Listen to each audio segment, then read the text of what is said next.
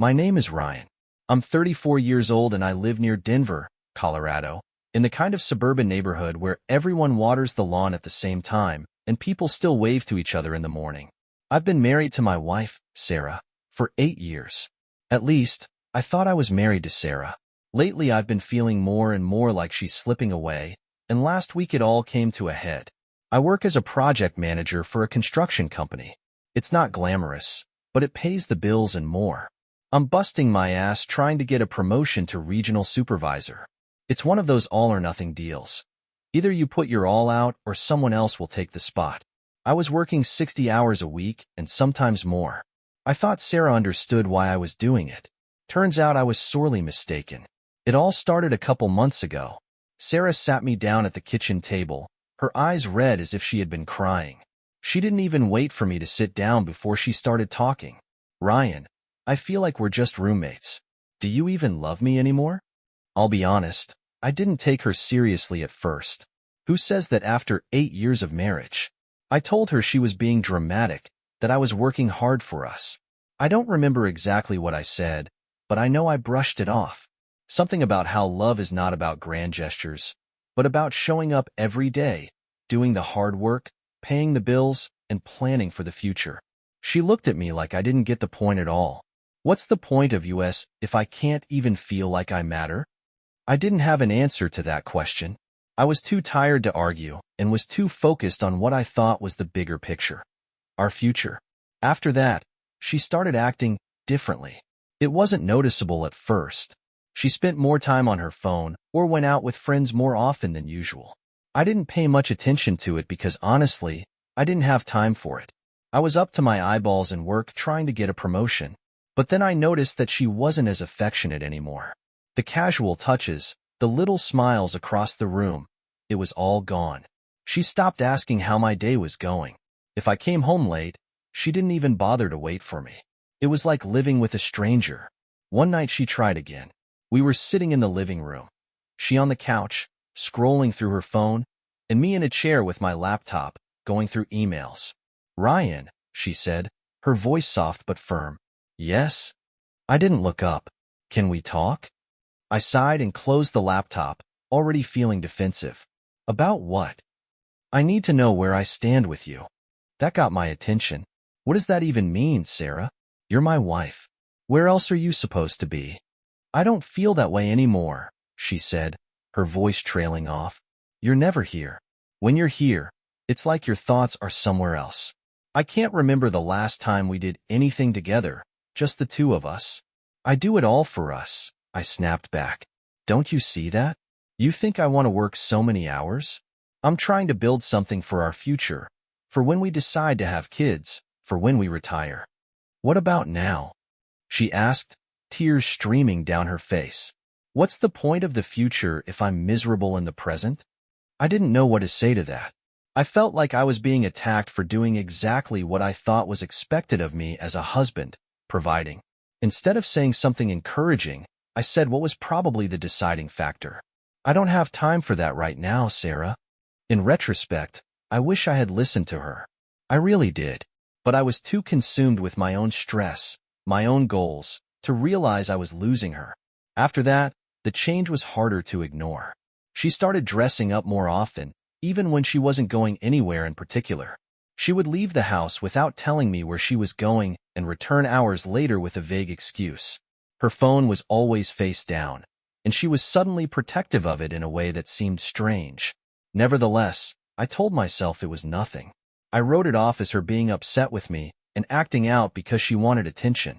I figured she would calm down once she got her promotion and I could go back to work. Then I saw her coworker's name pop up on her phone. It was Friday night, and I got home earlier than usual. Sarah was in the kitchen, pouring herself a glass of wine. Her phone was on the counter, and when it buzzed, I didn't hesitate to glance at the screen. It was a message from a guy named Brad. "I can't stop thinking about you. Last night was amazing." I froze. My stomach dropped and my heart pounded so loud I thought she might hear it from across the room. "Who's Brad?" I asked, my voice sounding sharper than I'd intended. Her eyes widened for a split second before she quickly grabbed her phone. "He's just a friend from work." Doesn't sound like just a friend, I said, trying to keep my voice even. She laughed nervously. You're being paranoid, Ryan. It's not what you think. But it was exactly what I thought. That night, after she fell asleep, I did something I never thought I'd do. I looked through her phone. The messages were worse than I could have imagined. Explicit, emotional, everything I'd been too busy to give her, she'd found in someone else. Brad wasn't just a coworker. He was the one who told her she was beautiful, who made her feel wanted, who gave her the attention I was too distracted for. I sat in the dark and stared at the screen, my hands shaking with anger and betrayal. The woman I had promised to spend my life with, the woman I had worked so hard for, was lying to my face. The next morning I came face to face with her. She didn't even bother to deny it. I didn't mean for this to happen, she said, tears streaming down her face. I needed to feel something, Ryan. You were so distant, and I felt so alone. Her words pierced me to the core, but also made me angry. You felt alone? I broke my back for us, Sarah. For you. And this is how you repay me? I'm sorry, she sobbed. I don't know what else to say. I wish I could say I handled it better, but I didn't. I packed my bag and left that afternoon. I couldn't even look at her. Now I sit in a cheap motel room, staring at the ceiling and wondering where it all went wrong. Was it my fault for not paying enough attention to her? Was it her fault for giving up on us? I don't know if we can go back after this. I don't even know if I want to. Looking back now, I can see the cracks that formed a long time ago. At the time, I thought they were just little things. The normal wear and tear of a marriage that lasted 8 years, a mortgage, and a stressful job. But now I realize that these little things were Sarah's attempt to tell me that we were slipping away from each other. It started innocently enough. She suggested little ways to spend time together. A picnic in the park, a weekend in the mountains, or just a quiet evening watching a movie at home. She'd even leave notes on the fridge with ideas like, how about a hike this Saturday? Or, let's try that new burger place. I always wanted to answer those questions for her. I really wanted to. But work was dragging me down, and I couldn't see beyond the deadlines, meetings, and after-hours phone calls I thought were necessary to get a promotion. Maybe next weekend, I'd say, or let's talk about it later, was my usual response when she brought it up. She would nod and say, okay, but her face would always droop a little. Then I'd tell myself that it was no big deal. She'll figure it out. But that's the thing. I expected her to understand. It seemed obvious to me why I was working so hard. We talked about someday getting a bigger house, starting a family. I thought she would take the late nights and stress as proof of my dedication. I didn't realize how much those excuses hurt her. The first time she got really angry, we were sitting in the living room. She was leafing through some travel brochure about a weekend trip to Aspen. Ryan, we could really use this, she said, holding the brochure like it was some kind of lifeline. It's only for 2 nights. We can leave Friday after work and come back on Sunday. You'll only have to take 1 day off. I barely looked up from my laptop. Sarah, you know I can't take a day off right now. Things are going crazy at work. Her voice had gotten quieter, but there was a note of irritation in it. Things are always crazy at work. I didn't answer. She didn't say anything else. But late that night, when I closed my laptop and climbed into bed, she was already asleep. Or at least pretending to be. A couple weeks later, she tried again. This time it was a Saturday afternoon and I was in the garage, fiddling with some shelves that needed fixing. She came out holding 2 tickets to a jazz concert downtown. I got them from a coworker, she said, smiling like she'd already decided I was going to say yes. The concert is tonight. We haven't had a date night in forever, and I thought it would be fun. I was sweating, covered in sawdust, and worried about the client presentation I had to prepare for Monday morning. I told her the truth. I don't think I can make it today, Sarah. I have too much to do. Her smile didn't just fade. It disappeared as if it never existed. Of course you can, she muttered, more to herself than to me, and turned to leave for the house. I tried to call out to her after me, but the words stuck in my throat. It wasn't that I didn't want to spend time with her. I wanted to. It was just that I thought we had time. I thought I'd get through the crazy work hours, get a promotion, and then we'd have all the time in the world. I didn't realize that she was running out of patience waiting for later, and I was stuck in the now. After a while, she stopped leaving notes. She stopped suggesting camping trips or weekend getaways. She stopped asking me to do things with her altogether. I didn't notice the change right away because I was too busy. And when I did, it felt like there was a distance between us that I didn't know how to bridge. One evening, we were sitting in the living room, she on the couch, flipping through her phone, and me in the chair with my laptop. We weren't talking, just existing in the same space, like strangers who happened to be under the same roof. Out of the blue, she sighed and said, "Do you ever think about us, Ryan? Really think about us?" I looked up from my laptop, confused. "What do you mean?" "I mean, is that it? Is this what marriage is supposed to look like?" Her question caught me off guard. "What's wrong with what we have? We have a good life, don't we?" She didn't answer, just shook her head and went back to her phone. I didn't know it at the time, but it was the beginning of the end, or at least the beginning of something that would change everything. Sarah stopped going to bed at the same time I did.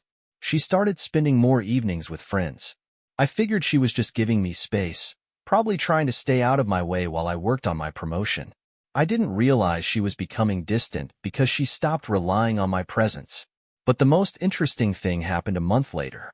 I was sitting at my desk, looking at spreadsheets, when a message from Sarah arrived on my phone. It was a picture of a picnic basket and blankets spread out in the backyard, with a note, "One last try." I told myself I would finish work early and surprise her, but the day, as usual, slipped away from me. When I got home, the backyard was dark, the picnic was packed, and Sarah was already asleep. I told myself it was no big deal. I would make it up to her next weekend. But there was no next weekend. There was no next time. Because shortly thereafter, his name popped up on her phone, Brad. I guess you could say this is where things started to fall apart, though I didn't notice it at the time.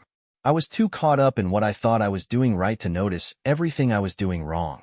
Sarah spent weeks, maybe months, hinting at ways we could fix our relationship. At first it was little things, a date night here, a weekend away there, but when none of that worked, she started pushing even harder. "Maybe we should go to counseling," she said over dinner one day. I looked up from my plate. My fork was halfway to my mouth. I remember feeling dumbfounded, like I'd just been accused of a crime I hadn't committed. "Counseling?" I repeated, as if the word was foreign to me. "It can help," she said, her voice careful, like she was trying not to freak me out. "It can give us the tools to communicate better. It's not about blaming anyone. It's about figuring things out together." That's what Sarah was all about. She wasn't confrontational. She didn't yell or nag. She just made you feel like you were under the spotlight, on display whether you wanted to be or not. And I hated that feeling. "Sarah, stop it," I said, shaking my head. "You know how I feel about therapy. It's just a bunch of psychological nonsense. We don't need someone else telling us how to fix our marriage. We can handle this on our own." She didn't argue. She just nodded and went back to eating, but I could feel her retreating, withdrawing into herself. I'll admit, I felt defensive. When she brought it up, I felt like she was making it sound like I was failing as a husband. And yes, that may have been the case, but I wasn't ready to admit it. Not at the time. I convinced myself I was doing everything right. I was working long hours, sacrificing my free time, all to give her the life I thought she wanted. For me, it was love. It was being a good husband. But Sarah looked at it differently. For her, love wasn't just about paying the bills or planning for the future. It was about being present, showing up, listening. I didn't understand that at the time. I thought the problem was her, not me. However, the offer of counseling did not go away. A week later, she brought it up again, this time when we were driving home after a barbecue at a friend's house. She waited until we were halfway down the highway and the streetlights cast long shadows on the dashboard. "Ryan, I was thinking about what I said earlier," she began, her voice barely audible over the hum of the engine. "About counseling." "Not that," I muttered, gripping the steering wheel tighter. "Just hear me out," she said. "I've read about it, and many couples say it's helped them. It's not a sign of weakness or failure, it's just help. A way to make things better." I sighed, looking straight ahead of me. "Sarah, I don't have time for this. Do you know how busy I am right now? Between work and everything else, how can I carve out time for counseling?" She didn't answer right away. When she finally spoke, her voice was quieter. "You don't have time for us either." That hit me harder than I expected, but I didn't show it. Instead, I brushed it off like I usually did. "Look, we're fine," I said. "We don't need a therapist to tell us how to talk to each other. We've been married for 8 years. We'll figure it out on our own."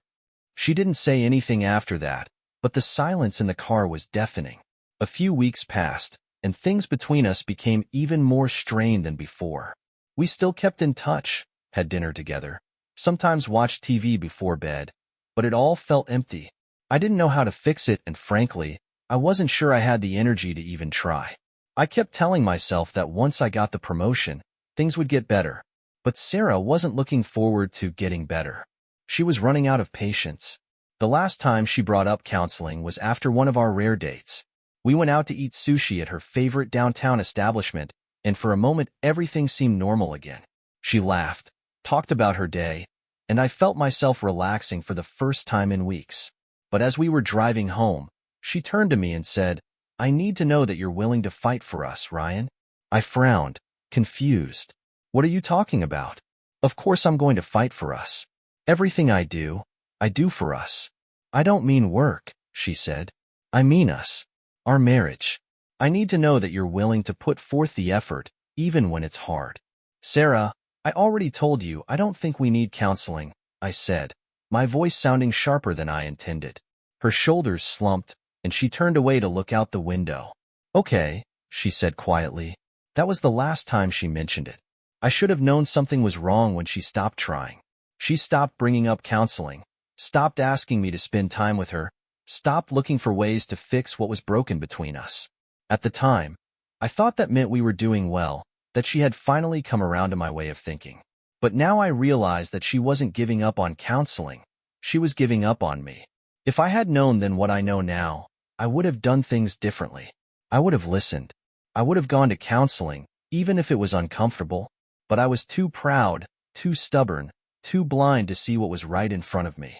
And by the time I realized it, it was too late. I guess it was just a normal Tuesday, at least for me. The usual routine of working all day, dealing with a mountain of emails, and trying not to freak out in traffic on the way home. When I walked in the door, I expected to see Sarah watching one of her shows or leafing through her phone. Instead, she was waiting for me in the kitchen, leafing through a catalog. "Hi," she said, holding out the glossy pages as I placed my keys on the counter. "Look at this." She slid the catalog across the table and tapped her finger on a picture of a gold necklace with a tiny diamond charm in the middle. "It's beautiful," I replied wordlessly, glancing at it before pulling a water bottle out of the fridge. "It's more than just pretty," she said softly. "I love it. You never buy me anything for nothing?" That stopped me for a second.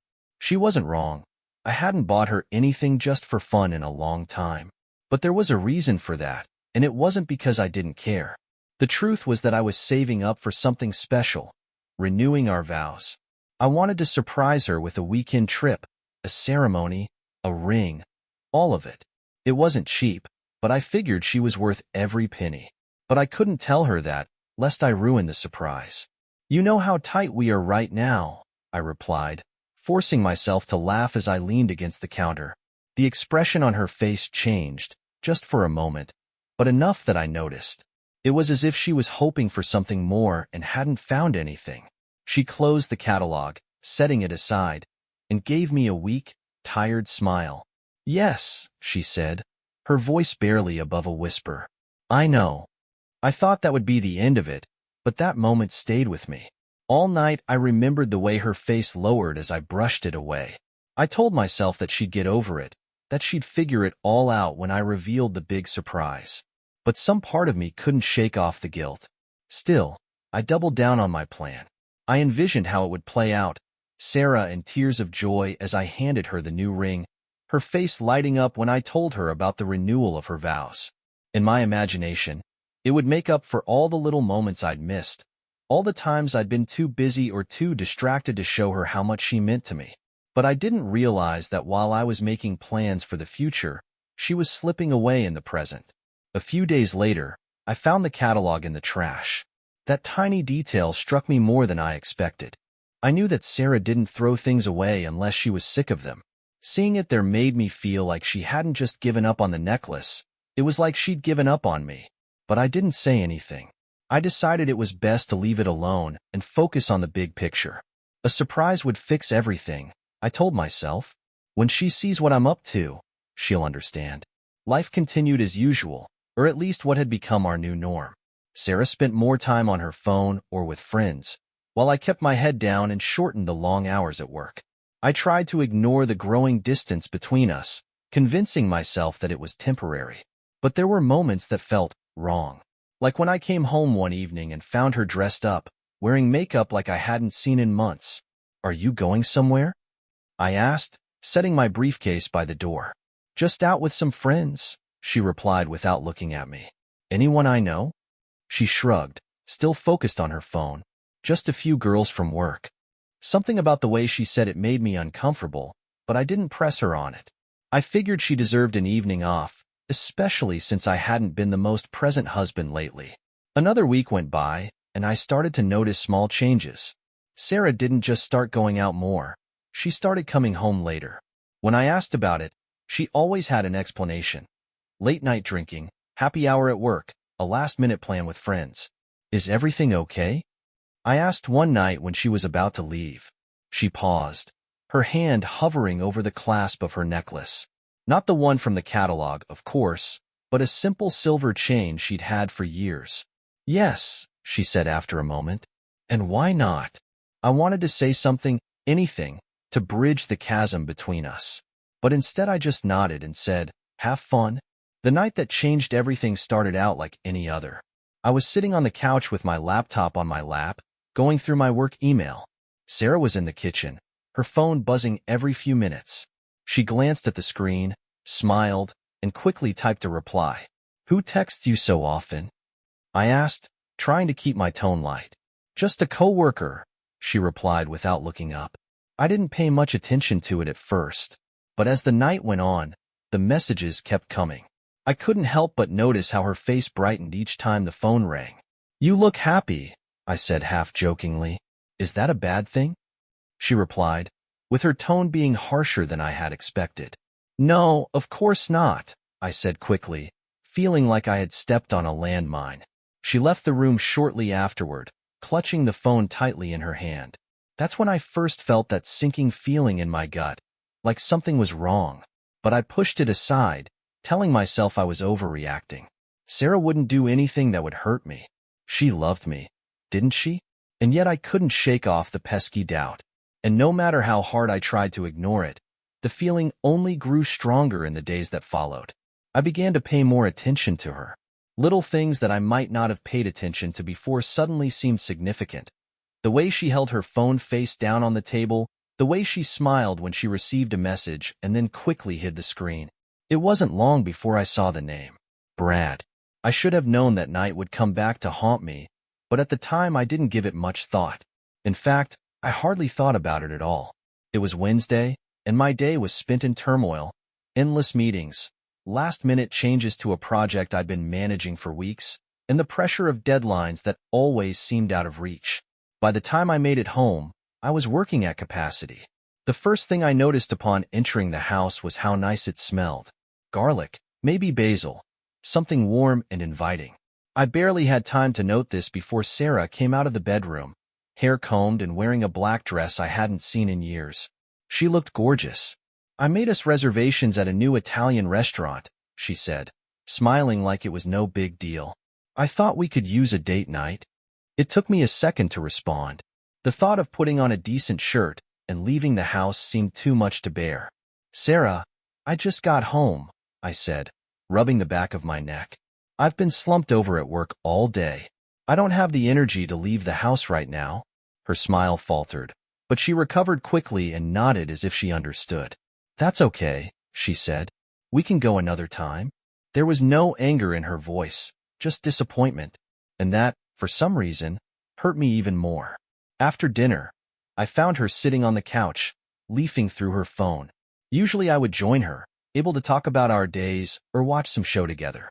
But that night I went straight to the office, telling myself that I had too much work that needed to be done in time. I didn't really want to face her disappointment. It made me feel guilty, and I didn't want to deal with that. So I burrowed into spreadsheets and emails, convincing myself I was doing the right thing. She'll get over it, I thought. It's just one dinner. We've had plenty of date nights before. But looking back, I realize it wasn't just one dinner. It was a night when something changed between us. Over the next few weeks, I noticed that Sarah pulled away. She still tried to maintain a normal relationship, cooking dinner, asking how my day was going, laughing at my jokes, but something about her had changed. She seemed distant. At first I wrote it off as her being busy with work or tired of her own schedule. But then I started noticing signs. Little things like the fact that she would stay up late on the phone after I went to bed, or that she stopped asking me to do things with her. I didn't pay much attention to it at first. I figured she was just giving me space. But now I wonder if it was her way of saying she'd given up. I got home late one Friday night, another long day at the office, another excuse for why I couldn't get home on time. Sarah was already in bed. The house was dark and quiet. I walked into the bedroom, expecting to see her asleep, but she was leafing through her phone and the glow of the screen lit up her face. "Hi," I said, setting my bag by the door. "Hi," she replied without looking up. "Long day?" I asked, trying to make conversation. "Yeah," she replied, her voice flat. I wanted to say something else, but I didn't know how to bridge the gap between us. So I just changed into my pajamas and climbed into bed. We lay in silence, and the only sound was the quiet tapping of her fingers on the screen. The next morning I found her at the kitchen table with a cup of coffee, looking out the window. "Everything okay?" I asked, pouring myself a cup. She nodded, but the look on her face said otherwise. "Are you sure?" She hesitated, then replied, "I'm fine, Ryan." Really? But she wasn't fine. And deep down, I think I knew it. I just didn't know what to do about it. A week later, I came home and saw her getting ready to go out. "Where are you going?" I asked, noticing how carefully she was trying to look. "Just meeting some friends for drinks," she replied nonchalantly, grabbing her purse. "Anyone I know?" "Just a few co-workers," she replied, already heading for the door. "Have fun," I said, forcing myself to smile. She didn't look back as she left. That night I sat on the couch, staring at my laptop but unable to see the screen. My thoughts kept returning to Sarah. I wondered where she was and who she was with. I told myself it was nothing, that she was just blowing off steam like everyone else after a long week. But the nagging feeling in my gut wouldn't go away. Over the next few weeks, her nighttime walks became more frequent. Sometimes she would tell me she was out with friends, and sometimes she wouldn't say anything at all. I began to notice other things. The way she smiled at her phone, the way she looked away from the screen when I entered the room. I wanted to confront her face to face, to ask her what was going on. But every time I tried to do that, the words stuck in my throat. I didn't want to believe that something was wrong. I didn't want to accept that I might have already lost her. The turning point came one Saturday afternoon. I was tidying up the garage when I found a check stuffed under the passenger seat of her car. It was a receipt for a visit to a bar downtown, dated the same night she'd told me she was meeting with colleagues. I stared at it for a long time, my thoughts racing. Who was she with? Why hadn't she told me? What else was she hiding? That night I couldn't bring myself to say anything. I sat across from her at the dinner table, watching her laugh at something on her phone, and felt a heaviness in my chest. I wanted to ask her about the receipt, about the nights she'd come home late, about the distance between us. But I was too afraid of the answers. So I kept silent. And in that silence, I think I gave her permission to continue to distance herself. It was late September when Sarah bombarded me with these words. "I feel like we're just roommates." I had just gotten home after another long day of work, dragging myself through the door with an already loosened tie and a briefcase that felt like it weighed 100 pounds. Sarah was sitting at the kitchen table, her phone face down next to an untouched glass of wine. I barely noticed her, heading straight for the fridge to grab a beer. When I finally turned around to look at her, she wasn't flipping through her phone like she usually did. She just sat there looking at me like she had something on her mind. "What's wrong?" I asked, uncorking my beer and taking a long sip. Her voice was calm, too calm, which made it even worse. "I feel like we're just roommates." That sentence stopped me in my tracks. I stared at her, trying to comprehend what she had just said. Roommates? We'd been married for 8 years. We had a house, bills, and a life together. Roommates didn't do that. But before I could say anything, she continued, "Do you even love me anymore?" She asked, her voice shaking just enough to make me feel like the bad guy. It hit me like a slap in the face. Did I love her? Of course I loved her. I'd been working on myself for months, trying to make sure we had the life we'd always talked about. Didn't she see that? What more do you want from me?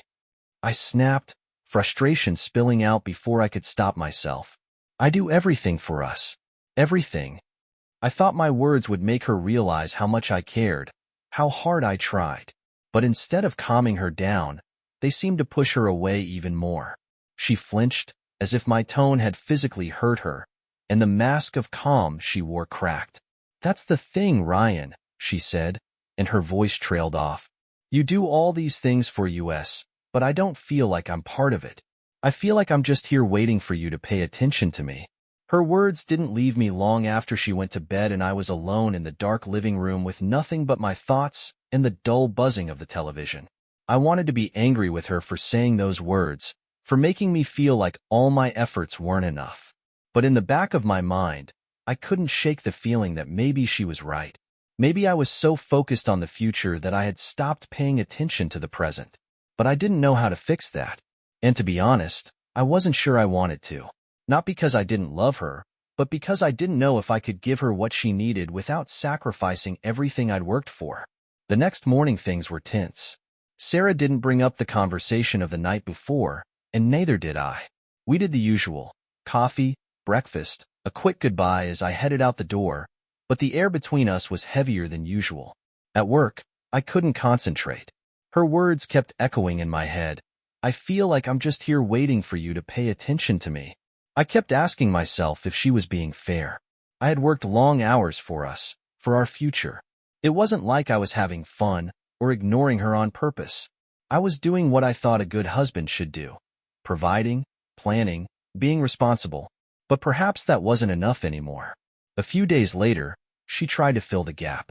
She came home with groceries and cooked dinner, a full meal with fried chicken, mashed potatoes, and even a bottle of my favorite wine.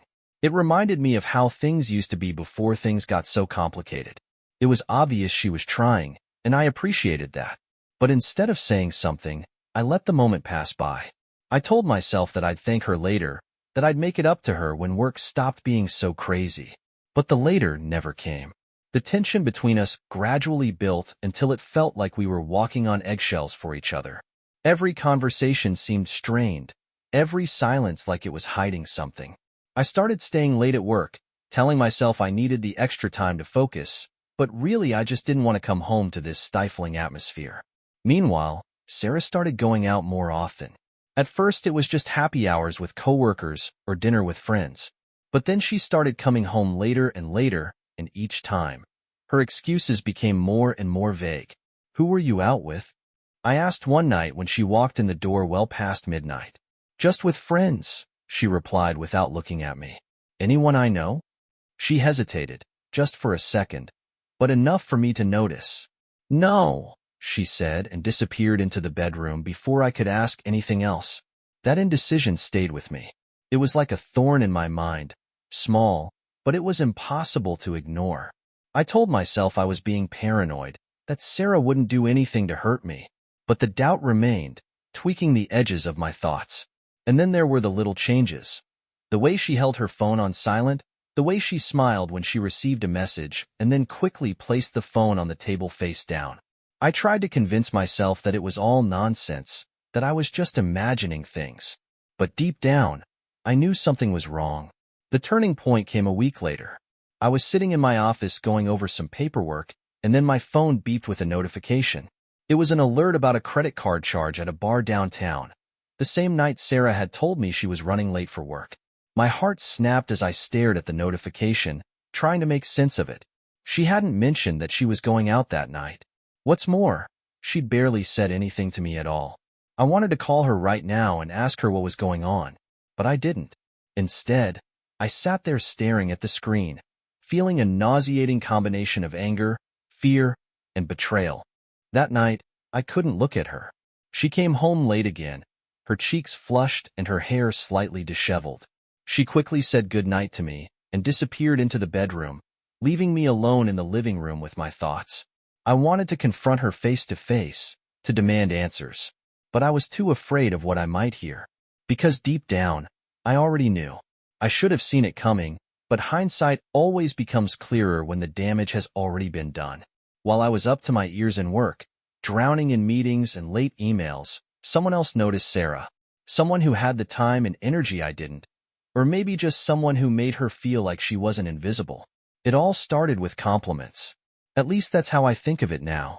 A harmless, "You look great in that dress," or "You always brighten up the office."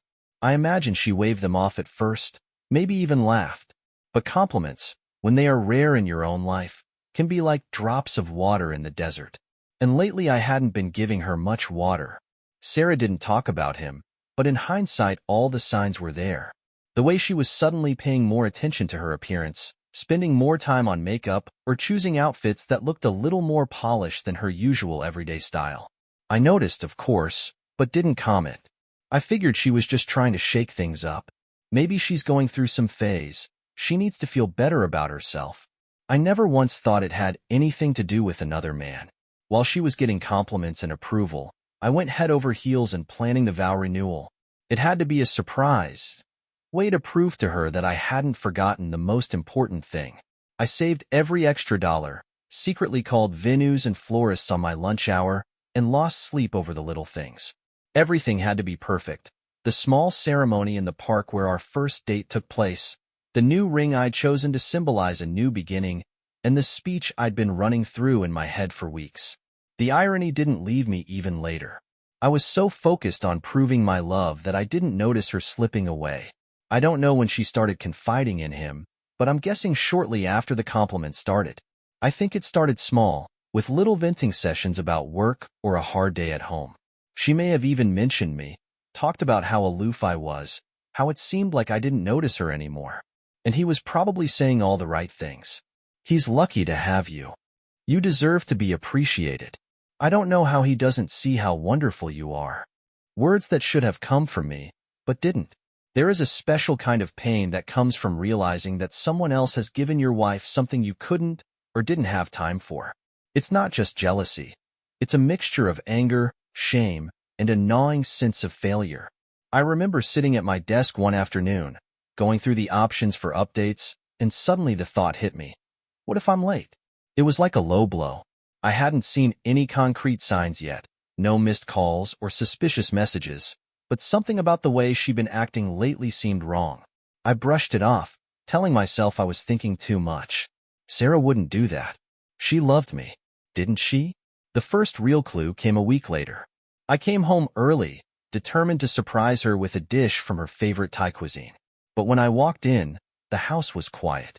I found her in the living room, sitting cross-legged on the couch with her laptop open. She hadn't heard me come in, and for a while I just watched her. She was smiling. Not the polite, absent-minded smile she usually bestowed on me, but something genuine, almost glowing. "Who made you smile like that?" I said, entering the room. She jumped slightly, closing her laptop too quickly. "Oh, just a funny meme," she said, slicking her hair back as if trying to act casual. Meme? Sarah wasn't browsing social media anymore. I wanted to ask more, to press her, but something in her tone stopped me. Instead, I left it at that. A few days later, I saw his name for the first time. Brad. It appeared on her phone screen while she was in the shower. I didn't peek, not at first. Her phone buzzed on the nightstand, and out of habit I glanced at it. It read as follows: "Brad, can't wait to see you again, smiling face with smiling eyes." My stomach churned. I froze, staring at the screen, and the words sunk into my brain. I wanted to pick up the phone to read the rest of the messages, but I didn't. Instead, I put it back down and walked out of the room with trembling hands. That night, I couldn't sleep. I lay next to her looking up at the ceiling, and my thoughts were racing. Who the hell was Brad? How long had she been seeing him? Worst of all, I didn't know what to do. Should I confront her face to face? Demand answers? Or should I wait, gather evidence, make sure I wasn't overreacting? But deep down, I already knew. The next day, I couldn't concentrate on work. Every time I tried to do something, my thoughts went back to Sarah and Brad. Was he the guy who made her laugh on her phone? The one who had noticed her dress when I hadn't? By the time I got home that evening, I was a mess. Sarah, on the other hand, looked normal. She greeted me with a smile, asked me how my day was, and acted like everything was normal. It made me sick. I wanted to yell at her, demand answers, but I held back. Part of me wasn't ready to hear the truth, and part of me still hoped I was wrong. But I wasn't. The night she bombed, I sat at the kitchen table with my laptop, going over the final details for my vow renewal. I had managed to book a venue, find a photographer, and even arrange for a small group of friends and family to attend. Everything was coming together, and for a moment I felt like everything was okay. But that didn't last long. Sarah walked into the room with the phone in her hand and sat down across from me. She was smiling, but there was something wary in her smile, like she was trying to figure out how to say what was on her mind. I barely looked at her, assuming it was just another question about dinner or weekend plans. "Hey," she said, her tone casual but a little too cautious. "I was just talking to Brad." That got my attention. The name hit me like a slap in the face. I didn't say anything at first, but I felt my jaw clench. She didn't notice, or maybe she did, but she didn't care. "He mentioned that he'd like to meet you," she continued, completely oblivious to the way my stomach churned. And I was thinking, maybe we could take him out to dinner for our anniversary? I froze. My mind went fuzzy for a second, as if my brain couldn't process what she just said. Brad. She wanted to invite Brad to the anniversary dinner. It wasn't just the suggestion itself that confused me, but the way she said it, so casually, like it was the most ordinary thing in the world. She didn't even realize what she was asking. Or maybe she did, and that's what scared me the most. My first impulse was to snap, to ask what the hell she was thinking. But I held back, taking a deep breath and forcing myself to remain calm. "Why would we invite your coworker to our anniversary dinner?" I asked, keeping my voice as even as I could. She shrugged, her smile trembling slightly. "I don't know. He's been such a good friend lately, and I thought it would be nice if he joined us. He's going through a rough time right now, and I thought, why not? Hard times." That's how she justified it. I wanted to scream, pound my fist on the table, and demand what the hell was going on between them. But instead I just nodded, pretending to mull over her proposal while my thoughts raced. She had no idea what I was planning. To her, this was just a casual anniversary dinner at some fancy restaurant, not the vow renewal I'd been working on for months. And now she wanted to bring him. The days that followed passed like a blur. I continued to go about my business, finalizing plans for the marriage renewal and pretending everything was fine. But inside, I felt like I was being torn apart. Every time I thought about Brad sitting there watching us renew our vows, I felt sick to my stomach. Had things really gotten that far? She was so comfortable with him, oblivious to the pain she was causing, and thought it was appropriate to invite him to our anniversary. It wasn't just humiliating. It was heartbreaking. After that, I started noticing other things. The way her phone would ring late at night, and she would smile at the screen before flipping it face down. The way she laughed at his jokes as they texted back and forth, a laugh I hadn't heard in months. She seemed lighter, happier when she talked about him. I couldn't ignore it anymore. But I still couldn't bring myself to face her. Part of me kept hoping that I was wrong, that it wasn't what I thought it was. Maybe she really does see him as a friend. Maybe I'd read too much into it. But deep down, I knew it was for the best. The night of the vow renewal came, and I felt like I was going in for the assault. I managed to convince Sarah that the dinner would be held elsewhere, at a private establishment I had rented for the event. When we pulled up, she looked puzzled. "This isn't that restaurant," she said, glancing at me. "Just trust me," I said, forcing myself to smile.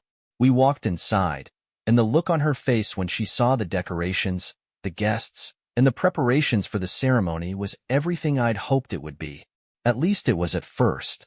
I gave my speech, telling her how much she meant to me and how I wanted to renew our commitment to each other. I even pulled out the new ring I'd bought and slipped it on her finger while she wiped away her tears. For a moment, I thought everything was going to be okay. And then I saw him. Brad was standing at the end of the room, smiling like he belonged there. I was immediately struck by the realization that she had invited him, that she had decided it was okay for him to be here, that she hadn't even told me he was coming. I couldn't decide which I enjoyed more, the humiliation or the heartbreak. The rest of the night passed like a blur. I don't remember much about the reception, only that I couldn't stop looking at him, wondering how far things had gotten between them. I wondered if everyone else in the room saw the tension, if they knew what I knew. When we got home, I felt like I was suffocating. I wanted to talk to her, to ask her why she thought it was okay to bring him to something so intimate, so personal, but I couldn't find the words. Instead, I just sat in the dark, staring at the ring on her finger and thinking about how everything had gone wrong. I don't know if I've ever been as nervous as I was that night. The vow renewal was supposed to be my moment, a chance to show Sarah how much she meant to me, how hard I'd worked to build the life we'd always talked about. I thought it would make things right, that this grand gesture would help us be together again. The venue was perfect, a cozy outdoor space hung with lights, the crisp evening air giving everything a magical glow. Family and close friends were gathered there, all dressed up and smiling, with glasses of champagne and quiet music playing in the background. And Sarah looked amazing. She was wearing a simple dress that she would have picked out for herself when we first met, and when she smiled at me as we walked to the ceremony, I had a glimmer of hope. Maybe this would work out. Maybe I hadn't lost her. I gave my speech standing under the archway, my hands gripping the microphone too tightly. I talked about the moment I realized I wanted to marry her, the life we'd built together, and how this vow renewal was my way of promising her that I would never stop trying. I could feel my voice shaking, but I didn't care. Every word was for her. There was applause when I finished, but all I could see was Sarah. She was wiping her eyes with a tissue, her lips pressed into a shaky smile. For a moment, I felt a weight fall off my chest. But then I saw him. Brad was standing at the very end of the crowd, leaning carelessly against the table, a smug smirk on his face. He wasn't clapping. He wasn't even trying to look interested. He just stood there, arms crossed, as if he were watching some kind of performance. My stomach churned. I hoped I was wrong, that the connection I'd built between them was just my imagination. But the way he looked at her, as if he already knew something I didn't, made my heart drop. For the rest of the ceremony, I couldn't concentrate. I did all the necessary steps, exchanged the new ring I bought for her, kissed her when everyone started applauding, but all I could think about was him. After the ceremony, I pulled Sarah aside. She was radiant, laughing with her friends and hugging everyone who had come to congratulate us. "Can we talk?" I asked, lowering my voice. "Sure," she replied, and her smile trembled slightly as she followed me to a quiet corner of the hall. I didn't know how to start, so I just said, "Why is Brad here?" Her face went pale. "What do you mean?" she asked, but her voice cracked, giving her away. "You know exactly what I mean," I said, trying to keep my voice even. "Why is he here at our vow renewal ceremony? And why does he look like he knows something I don't?" She opened her mouth to say something, but no words came out. Instead, she just stared at me, her eyes filling with tears. And that's when I realized everything. The conversation that followed seemed like a bad dream. She burst into tears, cradled in her arms, and I stood there, numb, barely able to comprehend her words. "I just wanted to feel loved," she said between sobs. "I didn't mean for this to happen. I didn't." She fell silent, shaking her head, and I only stared at her. "I've been working for months," I said quietly, more to myself than to her. "I planned all of this to prove how much I love you. And all this time you've been with him." Her silence was answer enough. I don't remember much of the rest of the night. I walked away from her, leaving her standing there crying, and ended up at the bar. I don't even know how much I drank, but I couldn't stop picturing that smug look on Brad's face, the way he stood there like he'd already won. At one point I looked over and saw Sarah talking to him. She was gesticulating frantically, her face red and flooded with tears, and he just shrugged and walked away. The sight of them together made my blood boil. When we got home that night, the silence between us was suffocating. I wanted to scream, to demand answers, to make her explain how she could do this to me. But I was too tired, too angry, too heartbroken. Instead, I just said, I need some time. She nodded, her eyes filling with tears, and without another word, she went to bed. I sat in the living room for hours, staring at the ring box that still lay in my jacket pocket. The irony was unbearable. I had spent all this time trying to prove my love to her, and in the end it didn't matter, because she had already found what she thought she needed elsewhere. It's been 3 months since my vow renewal, or whatever you want to call it now. I don't even know how to describe that night anymore. At the time, I thought it would be a fresh start for us, a way to turn the page and leave the tension and distance behind. Instead, it turned into a memory that haunts you, like a song you hate but can't get out of your head. But we're still here, still in the same house, still sleeping in the same bed. But everything feels different, like there's an invisible wall between us that neither of us know how to overcome. She says she regrets it over and over, as if repeating those words will make them true. And part of me wants to believe her. Part of me wants to forgive her and move on, go back to what was before all of this. But the other part of me, the one that remembers the look on Brad's face that night, or the way she broke down when I confronted her, or how easily she gave up on us when things got hard, that part can't let it go. We've tried seeing a counselor, as she suggested a few months ago. It's almost funny, in a bitter way, how things have turned out. I was the one stalling then, convinced that we didn't need someone else telling us how to solve our problems. But now I'm the one who shows up for appointments every week, sitting on the couch across from a stranger who asks questions I don't want to answer. Do you still love her? The therapist asked last week. I didn't know how to answer. I still feel something for her. It's not like it can just be turned off after almost 10 years together. But love? Real, honest, unconditional love? I'm not so sure anymore. Sarah's trying. I gotta hand it to her. She stopped staying out late, deleted Brad's number, even turned down the job. She said she didn't want any reminders of him, that she needed to prove she was serious about rebuilding our marriage. At first, I appreciated the gesture. It seemed like a step in the right direction to me. But as the weeks passed, I began to wonder if it had more to do with her guilt than with me. Was she doing all of this because she wanted to save our relationship, or because she couldn't live with what she had done? The hardest part is that everything seems calm now. Before, even when things weren't going well between us, there was at least some energy in the house. Arguments, laughter, the hustle and bustle of everyday life. Now it's just empty. We still talk, but on a superficial level. How was your day? Do you need anything at the store? That sort of thing. Every once in a while, she tries to touch on something deeper, but I usually shut it down. I don't want to repeat the same arguments and hear the same apologies. And honestly, I don't know if I want to make things right. I've been thinking a lot about trust lately, about how fragile it is and how easy it is to lose it. It's not just about what she did with Brad, but about what she did long before that. About how she stopped trying to communicate with me, how she let her feelings fade instead of coming to me sooner, how she gave up on us without telling me how far she'd come. I realize I wasn't perfect. I wasn't there for her when she needed me, and I made mistakes. But I tried in my own way. I thought I was doing what a good husband should do. Working hard, providing, planning for our future. And she didn't see it. Or maybe she didn't care. Last week I found myself sitting in my car, outside a coffee shop, just staring at the steering wheel. I drove there to meet up with my buddy who was urging me to get out of the house and clear my head. But as I sat there, I started thinking about how many times Sarah had found herself in the same position, sitting in the car, staring at her phone, probably contemplating whether or not to respond to Brad's texts.